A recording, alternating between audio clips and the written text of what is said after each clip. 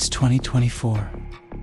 I'm a college senior, graduating soon, and I've spent most of my spring breaks at home, avoiding the chaos of party destinations like Miami. This year was no different. Spring break was my chance to unwind, get away from school, stress, and just relax. But this time, something strange happened. Something that still chills me to the bone. It was a Monday morning. I didn't have any plans except for a quick workout. I'm a morning workout person. It's the one thing in my life that keeps me grounded, even when everything else feels chaotic. So, I set my alarm for 6 a.m. and dragged myself out of bed. By 6:20, I was dressed and out the door, ready for the gym. The drive to the gym took about 15 minutes, mostly on back roads, through quiet residential neighborhoods. Nothing ever happened out there. It was the kind of place where everyone knew everyone, and nothing ever stood out. But as I was driving, something caught my eye. An ice cream truck, parked on the side of the road. The engine was off, no lights on, and it was early March, still chilly out. Kids were all in school, so there was no reason for an ice cream truck to be there at 6:30 a.m. I glanced at the driver's side window as I drove by. It was empty. I tried to shrug it off and continued to the gym, but something about it felt off. I didn't think much of it until after my workout. I got a quick bite to eat and headed home. As I turned onto the same street, I saw the ice cream truck again. It was still there, in the same spot. That felt odd, considering how uptight the neighborhood was. Someone would have called it in by now. Curiosity got the better of me. Instead of heading straight home, I drove around the block to pass by the truck again.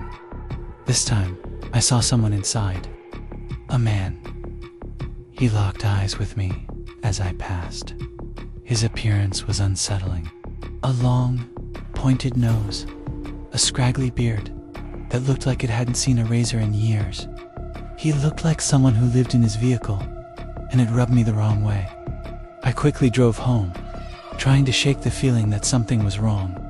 My parents weren't home, so I had the house to myself.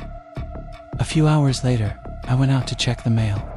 As I walked down the driveway, I froze.